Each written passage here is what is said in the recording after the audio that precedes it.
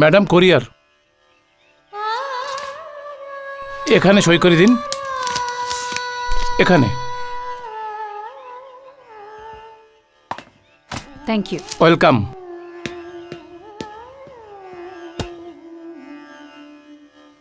আরতি, আরতি সোনা। আসছি মা। এই নাও সোনা, তোমার কুরিয়ার।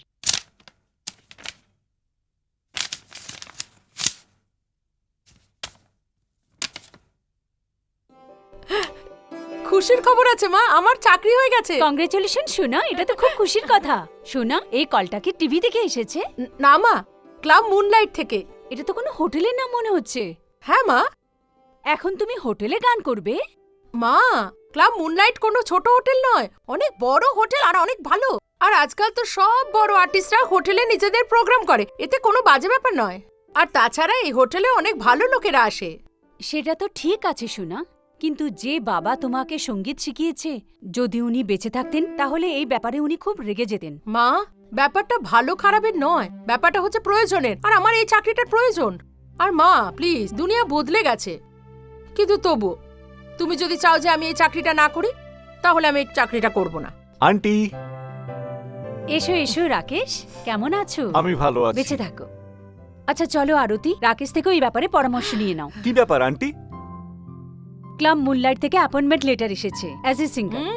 আচ্ছা, এটা তো খুব ভালো খবর। আরতি এমনিতে এই কাজটাই করতে চাইছিল, কি তাই না? আর রাত ৮টার সময় পার্সোনাল অ্যাপয়েন্টমেন্ট আছে। অভিনন্দন, অনেক অনেক অভিনন্দন। এমনিতেও একদিনের জন্য আমি মাধবপুর যাচ্ছি।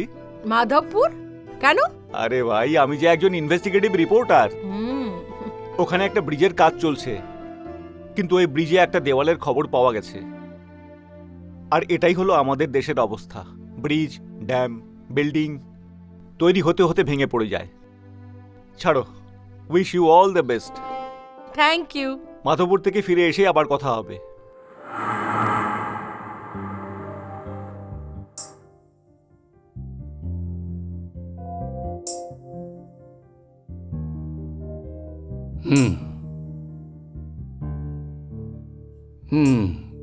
স্যার, আমি ভারতীয় সঙ্গীত বিদ্যালয় থেকে মিউজিকে পিএইচডি করেছি। আমি পপ মিউজিকও শিখেছি স্যার। ভাই, তোমার সার্টিফিকেটই সব কিছু তোমার সম্বন্ধে বলে দিচ্ছে। তুমি একটা সুন্দর পার্সোনালিটির মালিক আছো। দেখো, আমি তো তোমায় দেখে নিয়েছি, এখন আমি তোমার আওয়াজ শুনতে চাই। কি? কেন? কি অর্কেস্ট্রা ছাড়া গানের প্র্যাকটিস করোনি তুমি? না না স্যার, আমি গাইছি। বাহু মে চলিয়া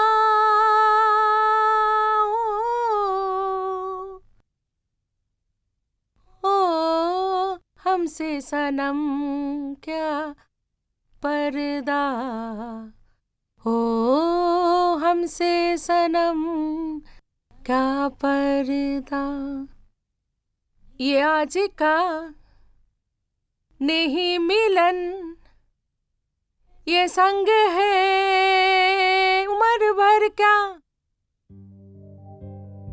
ভাই বাহ, খুব মিষ্টি আওয়াজ আছে তোমার। তোমার আওয়াজ তো হাওয়াতে রস ভরে দিল। Thank you. দেখো, আরতি নাম বলেছিলে তুমি? হ্যাঁ স্যার, আরতি। আরতি, তোমার আগে যে সিঙ্গার ছিল এখানে, ওকে মুনলাইট ক্লাব মাসে 25,000 টাকা বেতন দিত। কিন্তু তোমার পার্সোনালিটি আর তোমার আওয়াজ দেখে আমি 30,000 টাকা ডিসাইড করেছি। বলো। আমি কি বলবো, আসলে আমার এই চাকরিটার খুব দরকার ছিল। Thank you so much. ঠিক আছে স্যার, আমি কবে থেকে আসবো? কখন থেকে? কি আজ বিকেল থেকে ভাই? Okay sir, thank you so much. You welcome.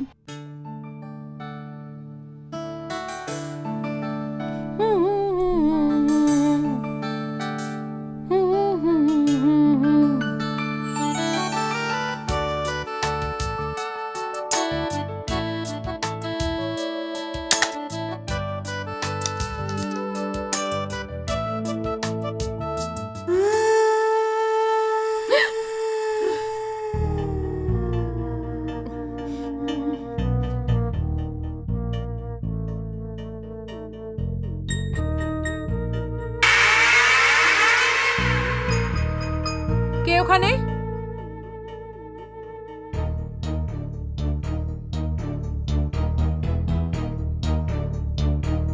কে ওখানে?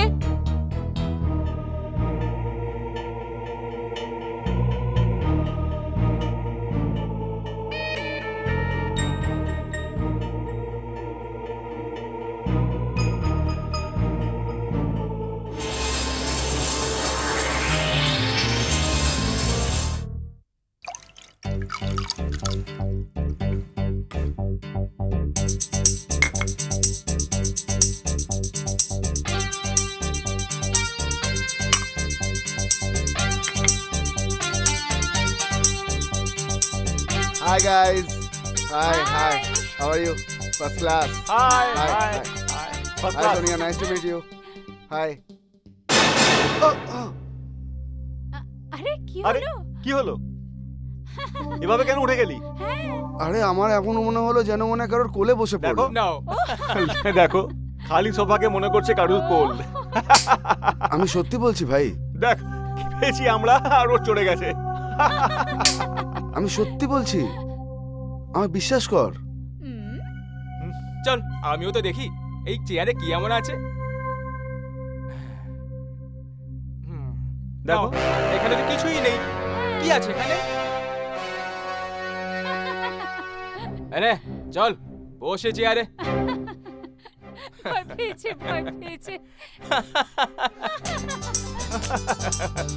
আচ্ছা তো বল এখন এটাকে শোভা মনে হচ্ছে না কারুর কোল মনে হচ্ছে? চেয়ার।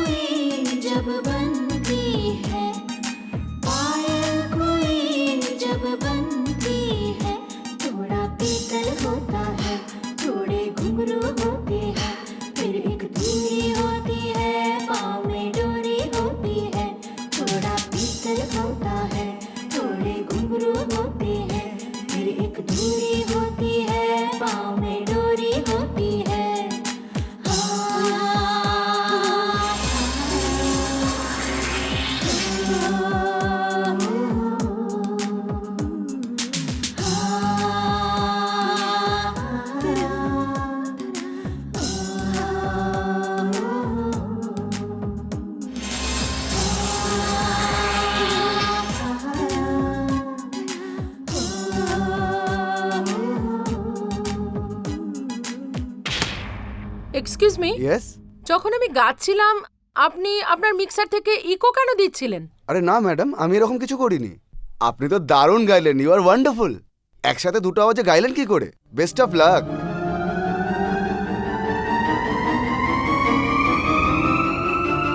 Thank you.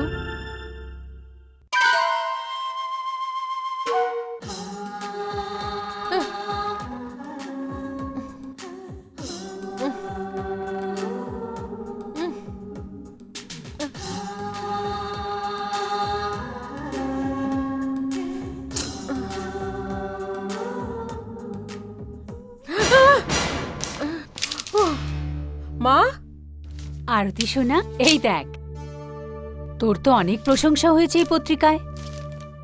ছেপে ছেয়ে গাইতে গাইতে তোর গলা থেকে দুটো আওয়াজ বেরোচ্ছিল একসাথে। এই কথাটা আমি বুঝতে পারলাম না।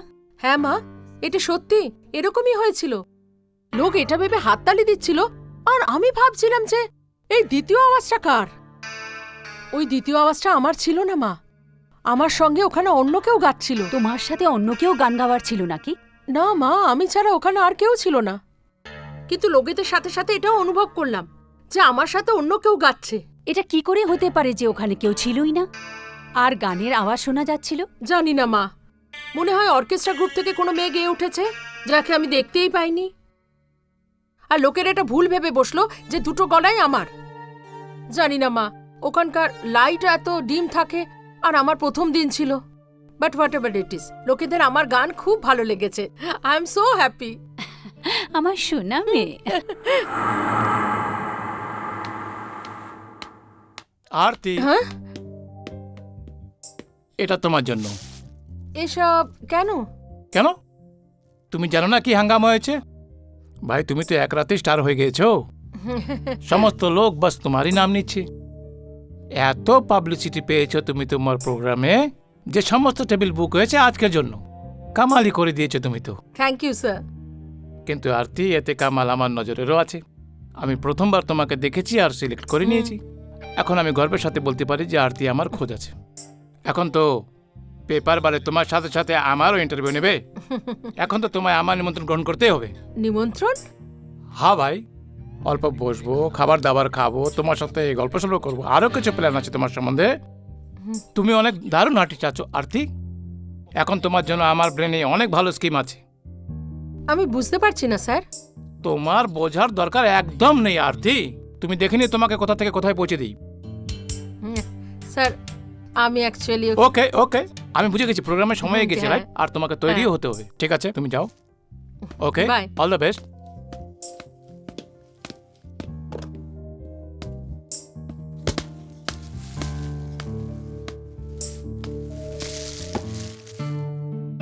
ভাই, তুমি তো একই রাতে স্টার হয়ে গিয়েছো। সমস্ত লোক শুধু তোমারই নাম নিচ্ছি।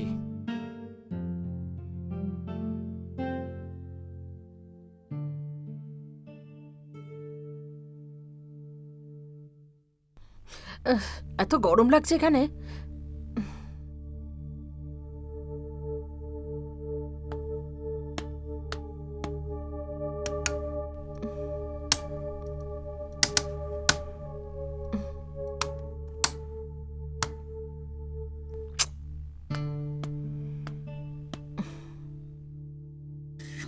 হ্যাঁ,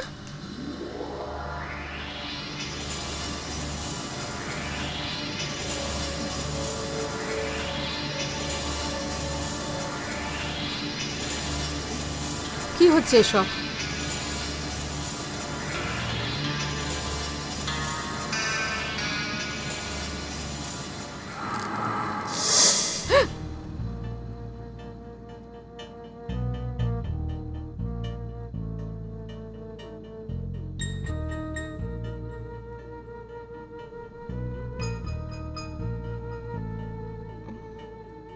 আমার সাথে এসব কি হচ্ছে?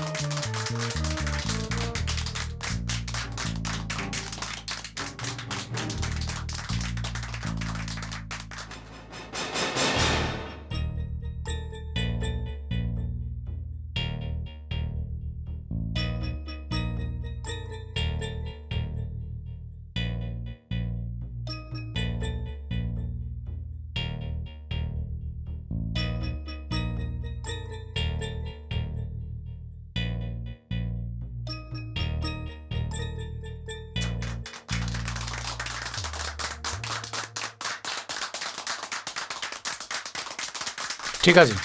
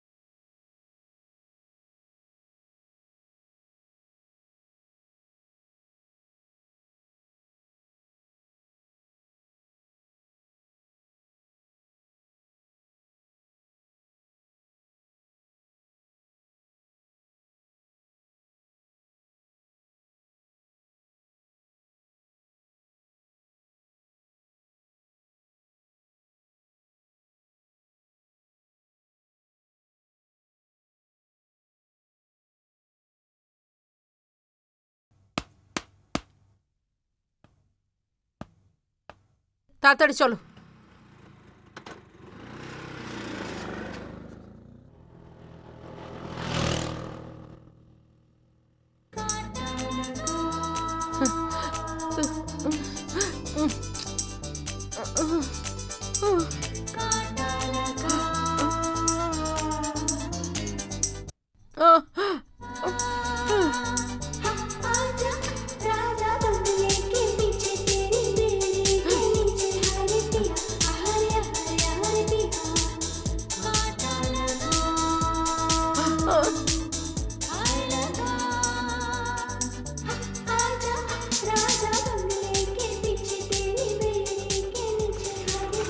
এখানে থামিয়ে দাও।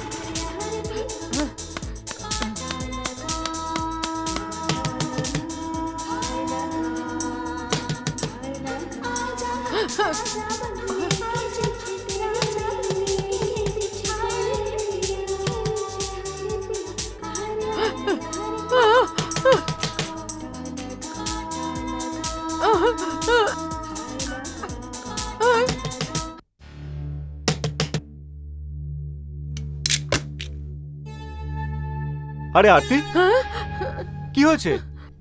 ওই আমি ভেতরে এসো।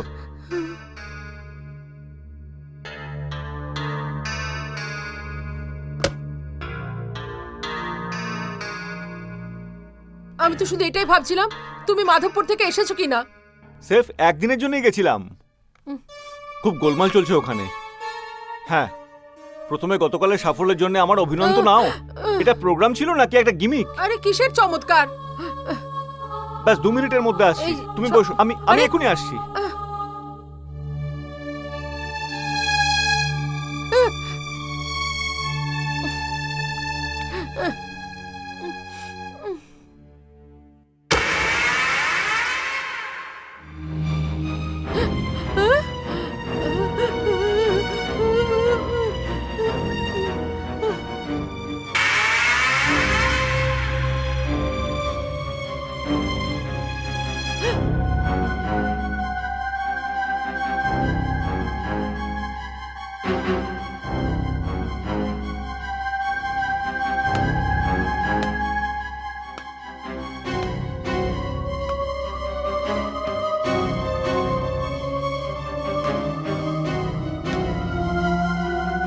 আরতি, কি হয়েছে? কিছু না। এসো এদিকে।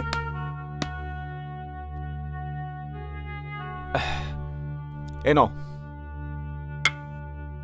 এখন বলো কি হয়েছে? কিভাবে বলবো, কিচ্ছু বুঝতে পারছি না। কিন্তু হয়েছেটা কি? কাল তো তুমি খুব খুশি ছিলে, তুমি একটা দারুণ কাজ পেয়ে গেছো। আর আজ তো সব খবরের কাগজে তোমার ছবিও আছে আর প্রশংসাও আছে। সেই জন্য তো তোমার কাছে এসেছি রাকেশ। লোক যে জন্য আমার প্রশংসা করছে সেটার জন্যই তো আমি মুশকিলে পড়ে গেছি। কিন্তু এতে অসুবিধার কি আছে? লোক আমার প্রশংসা করছে হুম। যে আমি একসাথে দুটো গলায় গাইতে পারি। জি হ্যাঁ, আর দুরকম কণ্ঠে গান গাওয়ার কৌশল তুমি কোথায় শিখলে? এই ঘটনায় তো আমি নিজেও চিন্তিত। আমি একসাথে দুটো আওয়াজে গাইতে পারি না রাকেশ। ওর মধ্যে একটা গলার আওয়াজ আমার। কি? তো দ্বিতীয় আওয়াজ? আমি জানি না, কিন্তু আমি এটা অনুভব করতে পারি যে যেন আমার সাথে স্টেজে আরো কেউ গাইছে। ও কেমন আরতি? আমার বিশ্বাস করো রাকেশ, কাল অবধি তো আমি শুধু আওয়াজ শুনতে পেতাম। আজ আজ তো আমি পুরো একদম অনুভব করেছি আমার সাথে স্টেজে অন্য কেউ আছে। কিন্তু কে সেটা? আমি শুধু অনুভব করতে পারি একটা ছায়ার মতো কেউ।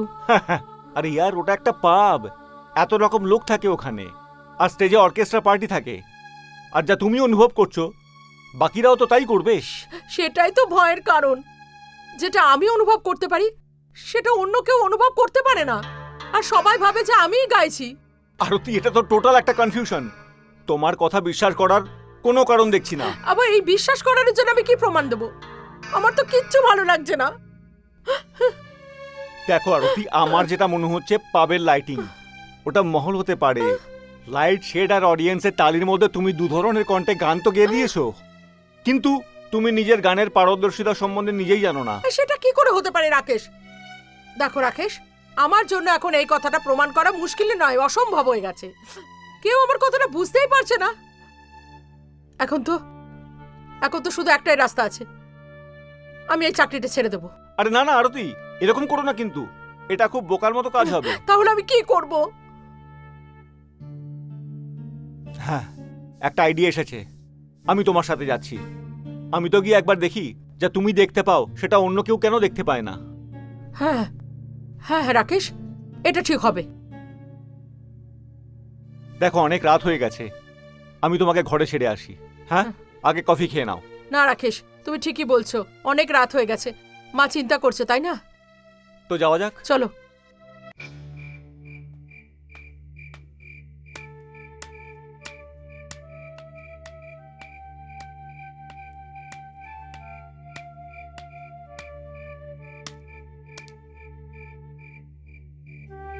কেন এলো না এখনো?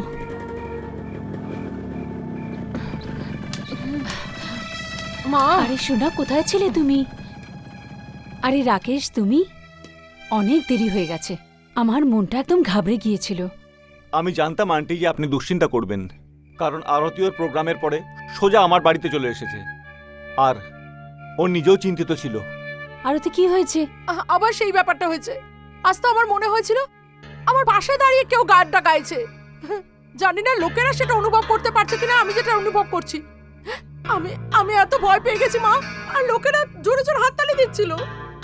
আর শোয়ের পরেও আমার একটা অদ্ভুত অনুভূতি হচ্ছিল, তাই আমি রাকেশের বাড়ি চলে গেছিলাম। রাকেশ, এসব কি হচ্ছে বলো তো? এগুলো কিছু না আন্টি, এগুলো কিচ্ছু না। এগুলো শুধু আরতির মতিভ্রম। আরে এত কিছু হয়ে যাবার পরও তুমি বলছো এটা আমার ভ্রম? আরতি, এখন এটা তো নিশ্চিত যে আমি কালকে তোমার সাথে যাচ্ছি। ওকে? ওকে।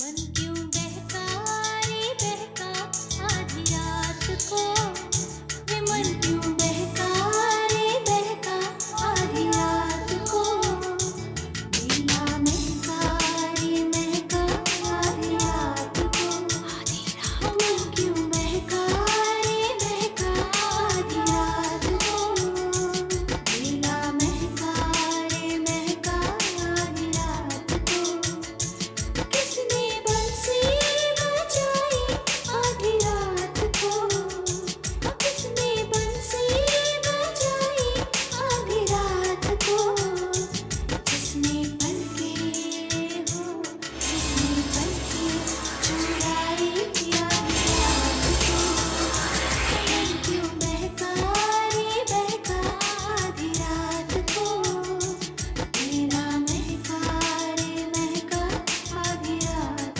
को, आधी रात को।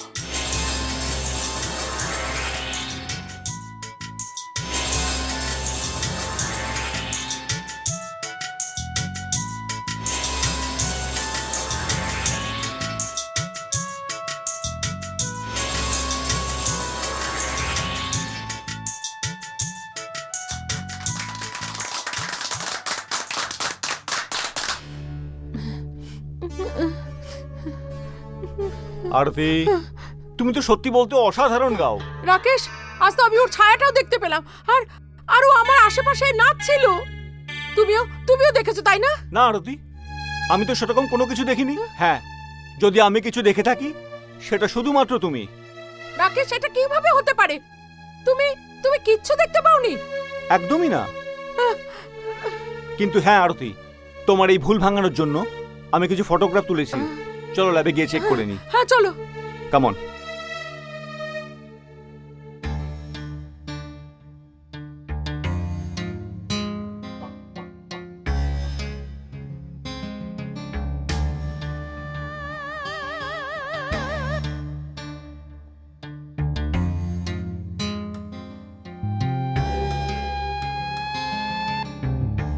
রাকেশ, প্লিজ তাড়াতাড়ি করো।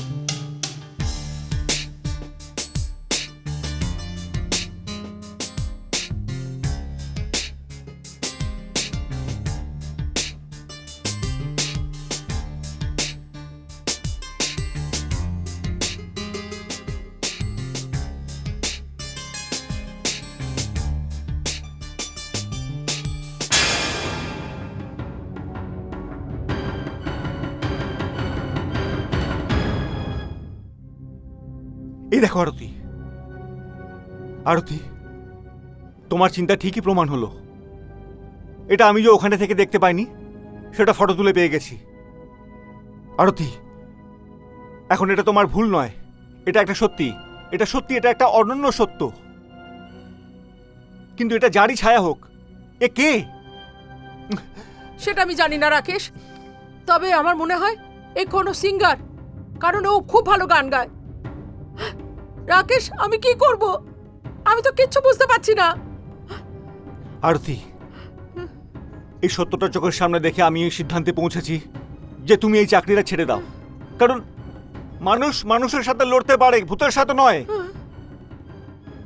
তুমি একদম ঠিক বলছো Rakesh, you are absolutely right.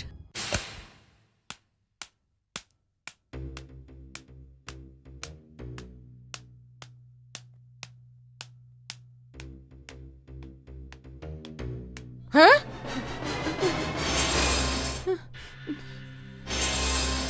কে আপনি? কে না আপনি? কি চাও আমার কাছ থেকে? আমি তোমার কি ক্ষতি করেছি? কেন তুমি আমার পিছনে পড়ে আছো? কেন তুমি আমায় বিরক্ত করছো? সামনে কেন আসছো না?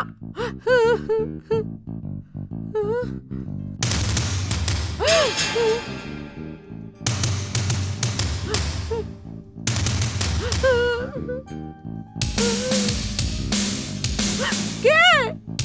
কে তুমি?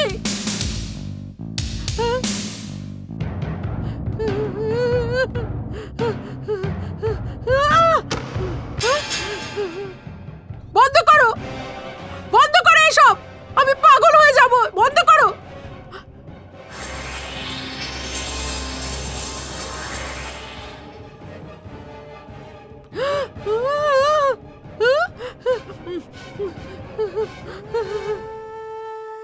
কে তুমি?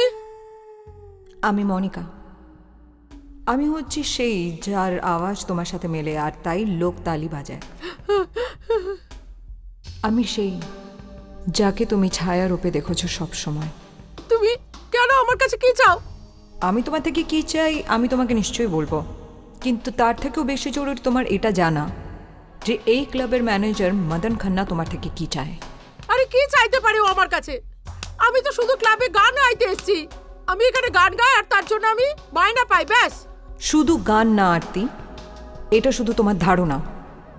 এই ক্লাবে যা যা হয় সেই অন্যায়গুলো দুনিয়ার থেকে লুকানোর জন্য একটা অজুহাত মাত্র। অন্যায়? কিসের অন্যায়? আমি এতে কোনো রকম অন্যায় দেখতে পাচ্ছি না। আমার তো মনে হচ্ছে তোমার ব্যবহারে কোনো রহস্য লুকিয়ে আছে। কৌশল করে এখানে আসো, কখনো দেখা দাও, কখনো দেখা দাও না। এসবে কি রহস্য লুকিয়ে আছে আমাকে বলো তুমি। এই রহস্যের শিকার তো কিছুদিনের মধ্যে তুমিও হয়ে যাবে। তোমার মতো আমিও এই ক্লাবে গান গাইতাম। তাহলে তাহলে এখানে গান গাওয়া কেন ছেড়ে দিলে? আরতি, এবার তুমি কাজের কথা জিজ্ঞেস করলে, আর এটাই বলার জন্য আমি তোমার সামনে এইভাবে এসেছি। আমি কখনো তোমার মতো এইভাবেই গান গাইতাম। আমার আওয়াজের জন্য সবাই পাগল ছিল। যখন আমি গাইতাম পুরো হল তালির আওয়াজে ভরে উঠত।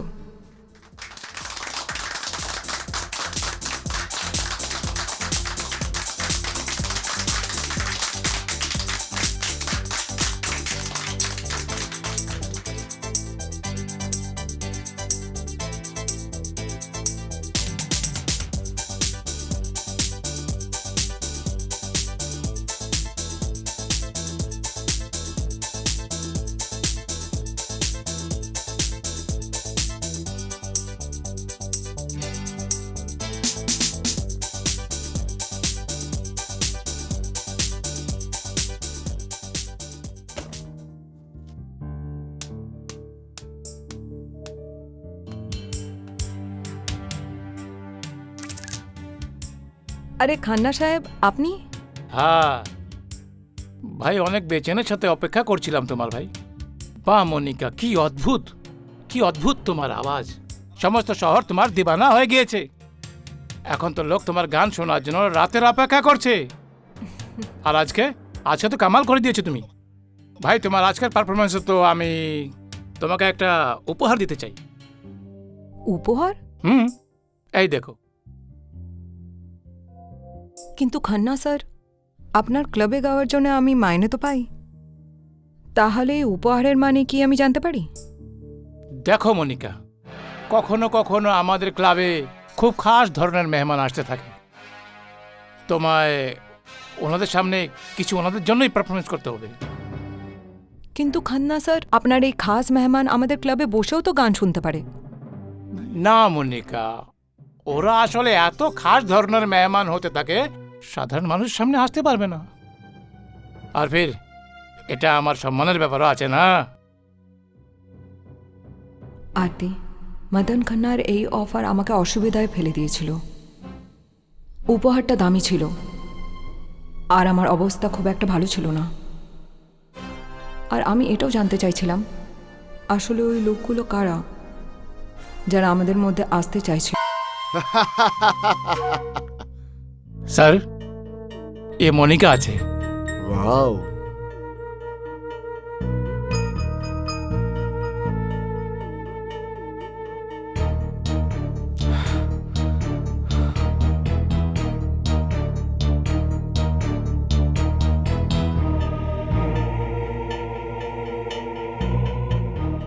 স্যার, আমি একে আপনাদের সম্বন্ধে সব বলে দিয়েছি। বাহ ভাই গান্না সাহেব, হ্যাঁ, এই কাজটা আপনি দারুণ করেছেন। সবকিছু বলে দিলে মানুষ একটু ইজি হয়ে যায়। কি মনিকা? হ্যাঁ, ঠিক বলছেন আপনি। ভাই, এর আর আমার মধ্যে হেভি জমবে। কি মনিকা? আসো, আমি তোমাকে আমার বন্ধুদের সাথে আলাপ করাই। আলাপ করো ডার্লিং। এ হচ্ছে মিস্টার গোপাল, আর এ হচ্ছে মিস্টার রজত, আর ইনি হলো মিস্টার গির্জা শঙ্কর। অনেক বড় অফিসার কিন্তু এ। হ্যাঁ, আর স্যার, পঙ্কজ বালিয়া এসেছি। ওয়ালিয়া? আরে ডাকো ডাকো। হ্যাঁ, এসো এসো। এক্সকিউজ মি, হ্যাঁ আমি এক্ষুনি আসছি। আরে ওয়ালিয়া, কেমন আছো তুমি? হ্যাঁ আলিয়া, ভালো। আসলে কি হয়েছে কি, গোপালগঞ্জ হাইওয়েতে ভেরি ফ্লাইওয়ে তৈরি গুড, করা ভেরি অ্যাডভান্স। গুড। হ্যাঁ, আর বাকি টাকা কাজ হয়ে যাওয়ার পর।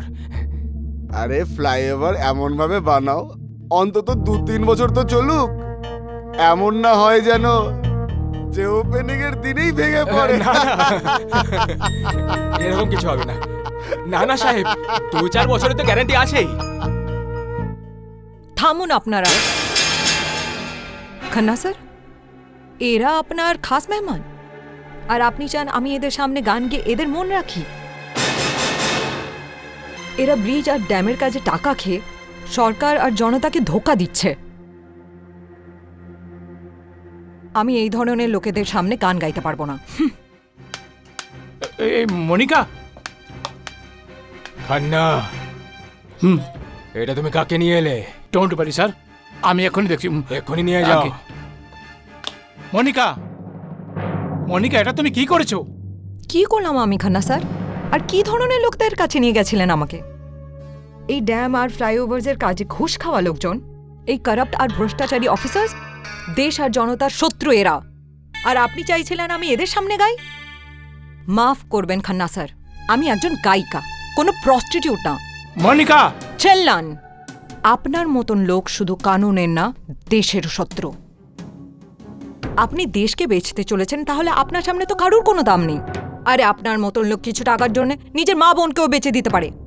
মনিকা, অনেক হয়েছে, এখন তোর মুখ বন্ধ করতে হবে। আরে আপনি আমার কি মুখ বন্ধ করবেন?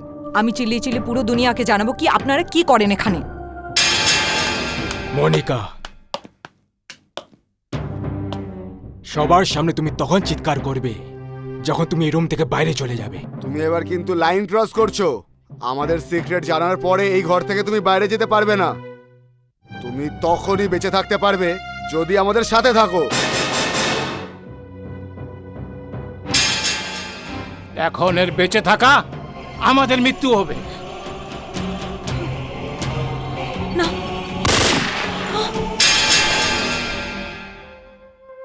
আর এইভাবে আমার জীবনের গল্প শেষ হয়ে গেল।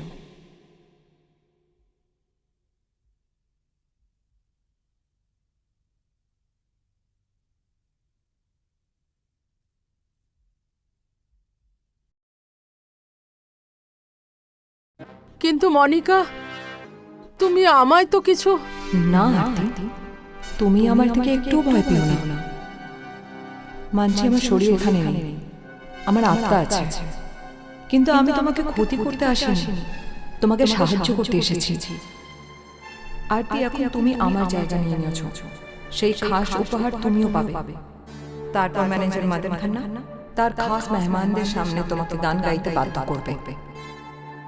যদি তুমি ওর কথা শুনে নাও, তাহলে তুমি ওই শয়তান ভ্রষ্টাচারী অফিসারদের নোংরামি আর শয়তানির শিকার হয়ে যাবে।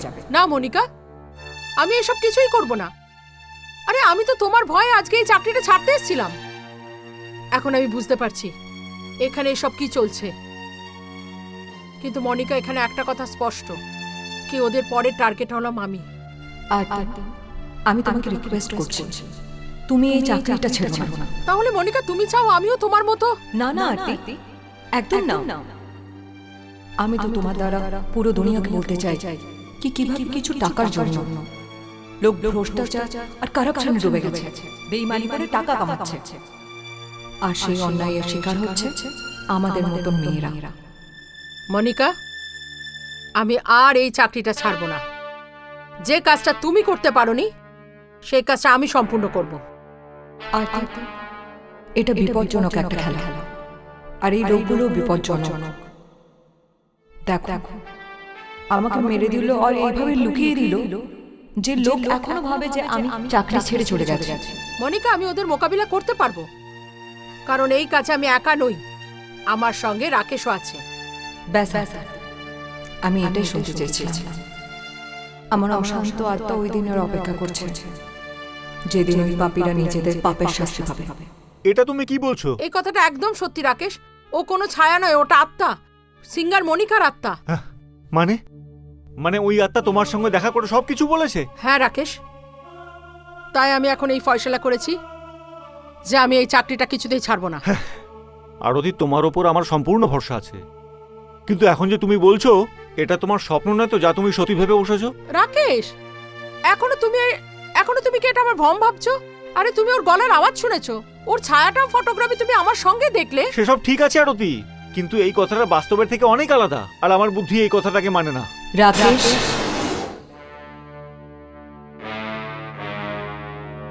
রাকেশ, এই হলো মনিকা। কি? হ্যাঁ রাকেশ, আমি মনিকা, আর এটা স্বপ্ন না, সত্যি। এখন তো তুমি আমার সাথে আছে রাকেশ। হ্যাঁ আরতি, আমি তোমার পাশে আছি। इश्क में खो गए असल भी नहीं, मर मिटे हम इन्हें खबर भी नहीं।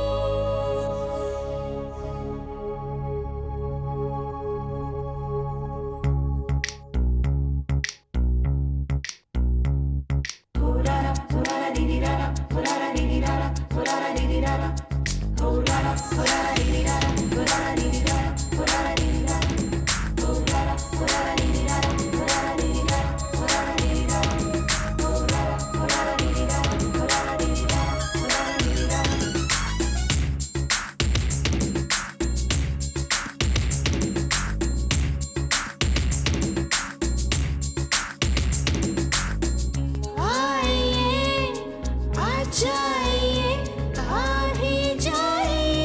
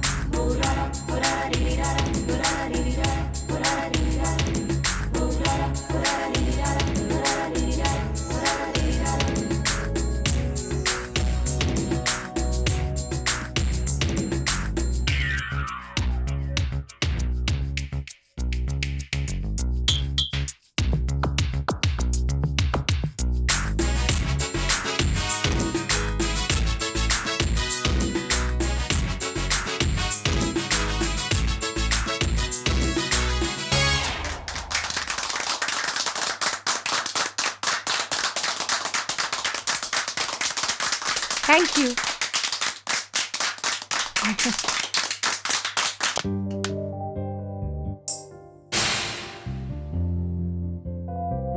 আরে খান্না সাহেব, আপনি? এত ভালো আর্টিস্ট তুমি যে এখন তো তোমার প্রতিটি শো সাকসেসের ঝান্ডা গেড়ে দিচ্ছে। এখন তো সমস্ত বড় হোটেলের ক্রাউড মুম্বাইয়ের দিকে ছুটে চলে আসছে। আমি কত খুশি আছি ভাষায় বলতে পারবো না। নাও এই উপহার গ্রহণ করো। খান্না সাহেব, এটা আমার জন্য? আরে এই তোফা তো তোমার মতো ট্যালেন্টেড আর্টিস্টের জন্য অনেক ছোট আছে। তাহলে কি খান্না সাহেব আপনার মনে হয় আমি এ থেকে বড় উপহার পাওয়ার যোগ্য? অফকোর্স, তোমার জন্য তো এরকম প্রচুর তোফা আর অনেক দৌলত তোমার কদমে পেশ করতে পারি। খান্না সাহেব, আপনি সত্যি বলছেন না এমনি মৃত স্বপ্ন দেখাচ্ছেন? না আরতি, আমি যা বলছি একদম সত্যি বলছি। দেখো, আমাদের ক্লাবে অনেক বড় বড় মহারথী এসে থাকে, বড় বড় সরকারি অফিসার, যার একটা কলমে এক মুহূর্তে মানুষের ভাগ্য বদলে দেয়। কিন্তু খান্না সাহেব, আপনি তো ওদের সঙ্গে আমাদের পরিচয় করে দেননি। কেননা ও বড় খাস ধরনের লোক হয়, এমনি দেখা করে না।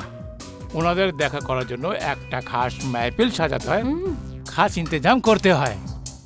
ওনাদের একটা আলাদা স্টাইলই থাকে এনজয় করার। কিন্তু চাইলে আমি তোমাকে মেলাতে পারি ওই খাস লোকেদের। সত্যি খান্না সাহেব? হ্যাঁ আরতি, ওনাদের সামনে ওনাদের মন পছন্দ গান যদি তুমি আগে গাও তো মনে করো আমাদের বলে বলে হয়ে যাবে। তো কি খেয়াল আছে? খান্না সাহেব, আপনি তো আরতিকে চিনতেই পারেননি। আমি তো অনেক উপরে উঠতে চাই, আকাশ ছুতে চাই আমি। আমাকে একটা সুযোগ তো দিয়ে দেখুন। বাহ, ওয়ান্ডারফুল। কিন্তু আরতি, আমি ফর্মালিটি বিলিভ করি না। এটা বুঝে নাও, ওনাদের সামনে যাওয়ার জন্য ভদ্রতাটা একদম ভুলে যেতে হবে। খান্না সাহেব, আপনি লজ্জার কথা বলছেন? ওই যে মুম্বাইয়ের ভাষায় কি বলে না, একেবারে বিন্দাস আমি। That's very good. তো চলো, ওরা কেবিনে আছে।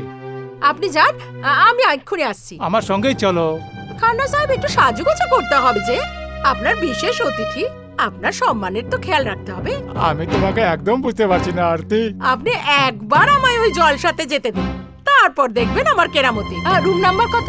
Room number 9, imperial suite. Okay, wow, I wait for you. see you. By.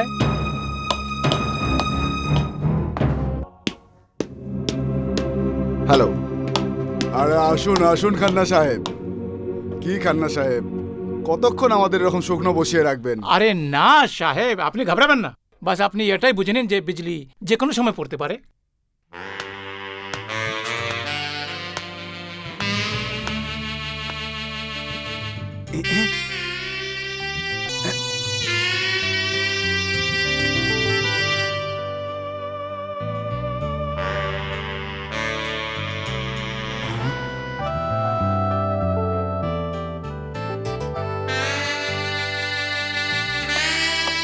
সাহেব, এটাই হলো এই বিজলি। আরতি নাম আছে।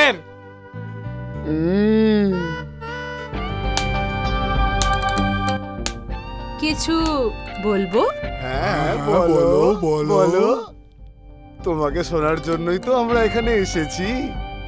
আমাকে শোনার জন্য না ঘুষের মালগুলো নেবার জন্য? আরে কত চাই তোর, আমাদের খুশি করে দে।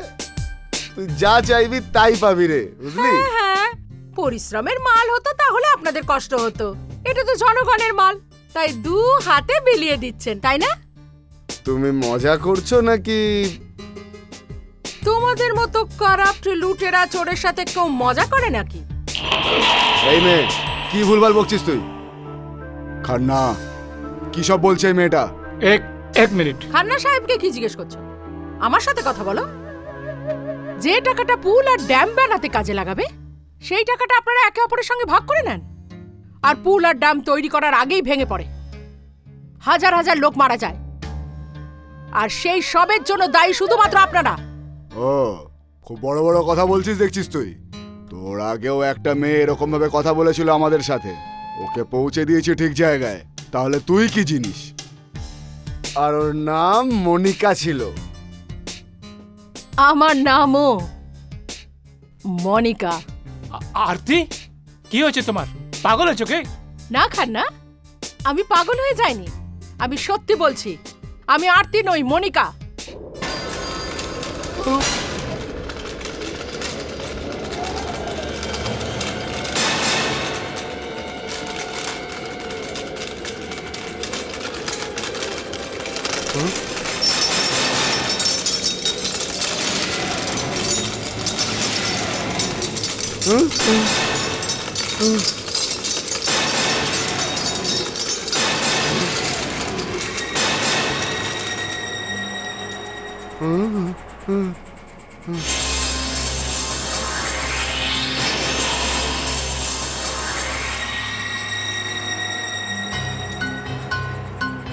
মনিকা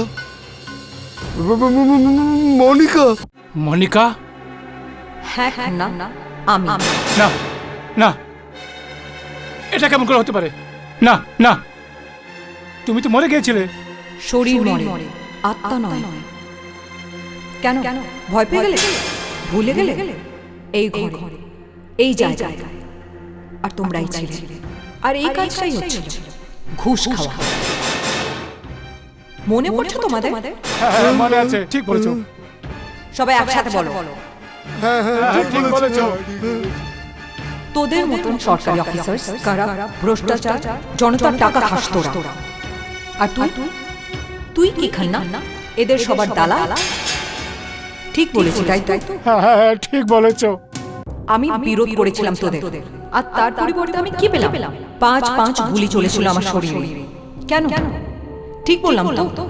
ঠিক বলেছো। ক্ষমা করে দাও প্লিজ। সবাই একসাথে বলো। মাফ করে দাও। আমাদের ক্ষমা করে দাও প্লিজ। কিভাবে চলেছিল গুলি মনে পড়ে? সব মনে আছে। আমাকে মেরে ফেললে তুমি। তোমরা সবাই মাফ করে দাও। আমাদের ক্ষমা করে দাও।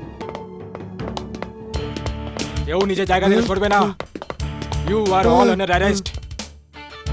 আমি পুলিশ কমিশনার অজয় সিং তোমাদের সবাইকে মনিকা ডিসুজাকে খুন করার অপরাধে গ্রেফতার করছি। যাকে খুন করার এই কথাটা তোমরা সবাই এই মুহূর্তে স্বীকার করলে।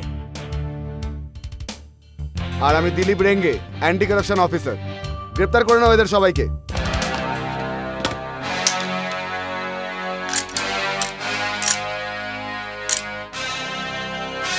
চলো চলো তাড়াতাড়ি চলো এক্ষুনি।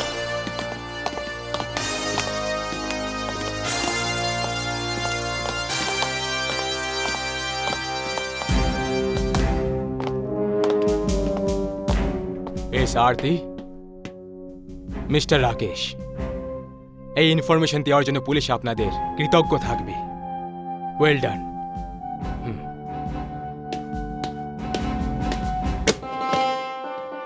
মনিকা, আরতি, আমি তোমাকে ধন্যবাদ জানাতে চাই, আর রাকেশ তোমাকেও। তোমাদের দুজনের সাহায্যে এত বড় র্যাকেটের পর্দা ফাঁস হলো, আর আমার খুনিরাও ধরা পড়ল। আরতি, সাধারণ আসামিদের খুব সহজে ধরা যায়, কিন্তু যারা উঁচু পদে আছে তাদেরকে ধরা পুলিশদের জন্য অসম্ভব তো না? হ্যাঁ, মুশকিল তো নিশ্চয়ই। সরকারি পদ, টাকা, পলিটিক্যাল সাপোর্ট, এইসব এদের শক্তি। কিন্তু এই ঘটনার পর সবাইকে ভাবতে বাধ্য করবে যে দেরি করে হলেও কানুনের থেকে উপরে কেউ না। আমি আবার করে ধন্যবাদ করতে চাই তোমাদের। এবার আমাকে যেতে হবে। আমার আত্মা মুক্তি পেয়েছে, আমি এখন মুক্ত।